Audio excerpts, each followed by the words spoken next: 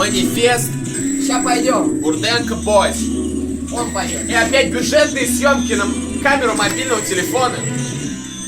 Но другого нам не позволено. Немного фристайл. Йоу, здесь злой гений, гэнгстер Бурденко. Решил задвинуть вам на больную тему. Мне говорят: Эрик, найди себе уж девушку, а то совсем одинокий, прямо бедненький.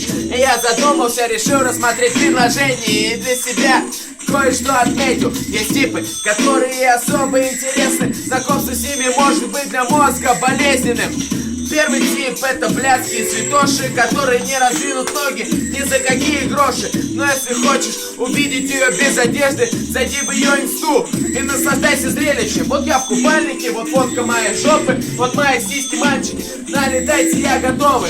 Ну а чтобы было все в порядке, добавлю умных фраз из паблика цитат ВКонтакте. И таких телок никак не понять, можешь ее называть Инста, блять! Лучше бы не заводить таких подруг, чей инстаграм похож на каталог интим-услуг. И таких телок никак не понять, можешь ее называть Инста, блять! Лучше бы не заводить таких подруг, чей инстаграм похож на каталог интим-услуг. Итак, пойдем. Кто у нас там дальше? Следующий тип.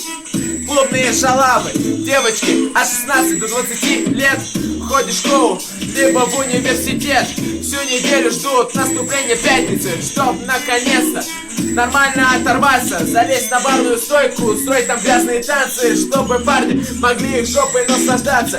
А когда они со стоек слезают, и парни подлетают и спаивают в баре, достаточно недолгого разговора, буквально 5 минут, и она уже дать готова.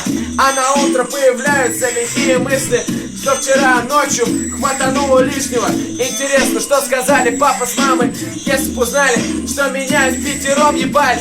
Такую тёлку нечего понимать, она просто клубная, блядь.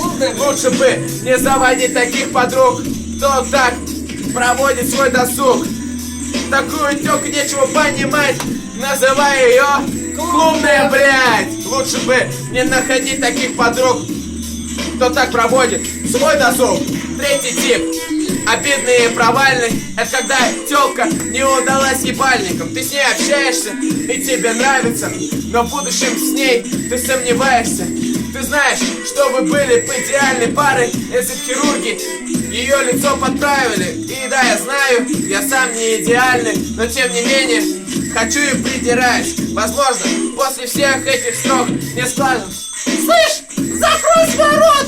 Твое дело всю жизнь дрочить на порнуху, стирая в кровь и хер свою руку. Возможно, я наговорил много плохих слов, но совесть — это то, чего мне не дано. Так что извините, да я шучу. Лучше отсосите. И припева не будет. Кайф.